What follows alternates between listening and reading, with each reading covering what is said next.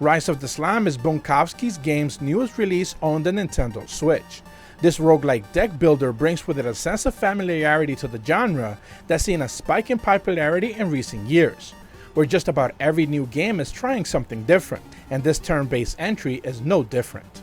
While at first glance it may look like a simpler take on the more complex versions of this format, think again. You'll still be focusing on improving your deck well enough to finish a run that feels different each and every time, but that doesn't mean it doesn't have some new tricks up its sleeve. You'll start at the cemetery, which makes sense since you'll be dying a lot. Right away you can see that you'll be given the freedom to set up your upcoming run however you want by spending the gold you earned in your last run. First, you'll be choosing a pet that's something of a basic assist that can be mixed in well with the deck that you're starting with, or tailored to fill in the weaknesses that your deck usually starts out with. Next, you'll purchase one-time passives that will reset once you die again, to give you a nice little head start on your upcoming run. Then you'll choose from a pre-built deck where there's 4 different options, but they're not quite class-based, but they do have the same ideas. A sword and shield focused set of cards, a firecaster mage type deck, or even a debuffing debilitating poison deck. Lastly, a question mark deck is clearly mixing all of the cards from different decks, but for a more advanced approach. The final thing you will be tailoring is what type of dungeon you'll be going into, be it a short one, a longer endless version, or a more divided one with more healing rooms for each one of the sequences. Sadly, it's not well explained, so you'll have to try them out often enough to find which one you like the most, since you'll most likely end up sticking to one. The actual gameplay loop has you exploring a linear dungeon with about 20 or so chambers. Each can house anything from a combat encounter, a shop, an unexpected set of events, and even healing rooms.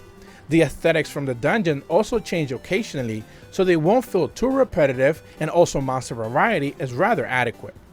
While in combat, you do have 3 mana to spend in each one of your turns, and each card has a mana value attached to it. Use all the mana and now it's your enemy's turn. Pretty simple stuff. To prevent your HP from dropping, however, you can raise your shields, as it does not replenish in between combat encounters. Finding the proper way to know when to defend and when to attack, or even go for debuffs, is the meat and potatoes of these type of games. Fans of the genre should feel very familiar with this and should know exactly what to expect. You'll be gaining more cards by completing certain chambers, and the addition of mutators is also constant. They work basically as relics that either passively give you a boost or hinder your values in a certain run. The UI is also clean and everything is clearly displayed, so you should never really feel lost or confused as to what to expect.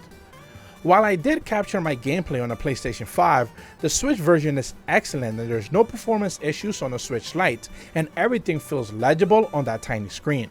Rise of the Slime is a solid attempt at a genre that is brimming with new ideas, and for all that it does right, it feels like it's playing it too safe and doesn't quite experiment too much on the formula. Nintendo Sphere gives Rise of the Slimes on Switch a 7 out of 10. If you're brand new to my channel, be sure to leave a like and subscribe, hit the bell to receive notifications when the videos go up, and as always, thank you so much for watching. See ya!